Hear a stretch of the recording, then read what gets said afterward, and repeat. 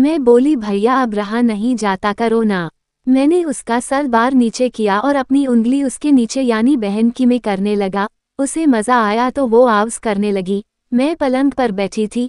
दिन भर के काम के बाद पूरा शरीर टूट रहा था और सिर भी भारी लग रहा था। तभी मेरा भाई आर्यन कमरे में आया। क्या हुआ? बड़ी थकी थकी लग रही हो, उसने पूछा। मैंने हल्की मुस्कान के साथ कहा, बस सिर में दर्द हो रहा है। आर्यन ने मेरी तरफ देखा और मुस्कुराया। तो एक जादू करूं? जादू? मैंने उसे सवालिया नजरों से देखा। हाँ, तेल मालिश देखना, सिर दर्द गायब, वह बोला और बिना मेरी इजाजत का इंतजार किए पास रखी कुर्सी खींचकर मेरे पीछे बैठ गया। उसकी उंगलियां जैसे ही मेरे बलों में गई, एक अजीब सा सिहरन पूरे शरीर में दौड़ गई। वो धीरे धीरे अपनी उंगलियों से मालिश करने लगा।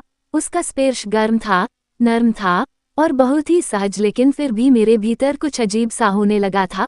उसकी उंगलियां मेरी खोपड़ी पर घूम रही थी और फिर धीरे धीरे गर्दन तक आ गई। जब उसने हल्की से मेरी गर्दन को दबाया तो मेरे होंठों से हल्की आह निकल गई।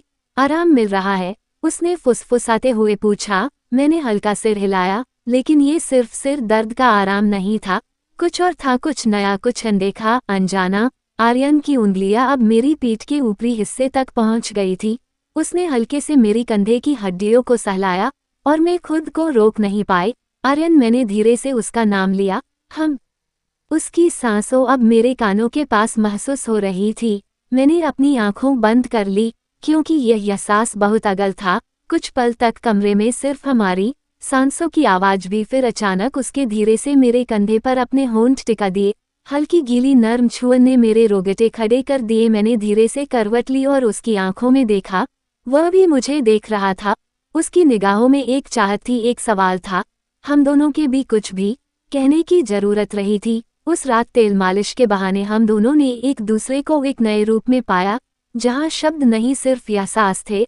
आर्यन की उंगलियां मेरी गर्दन से नीचे मेरी पिठ पर उतर आई थी। उसकी उंगलियों का स्पर्श जैसे आग जला रहा था और मेरी सांसों अनियंत्रित होने लगी थी। तेल ज्यादा लगाना पड़ेगा, उसने धीमे से कहा और उसकी आवाज में हल्की शरारत थी।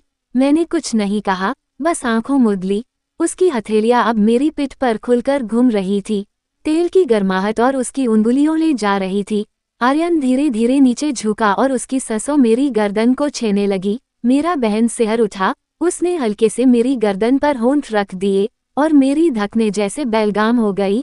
आर्यन, मेरे होंठों से बस यही निकल, कुछ मत कहो, उसने फुसफुसाते हुए कहा और मेरी पीठ पर अपनी उंगलियां फिराने लगा।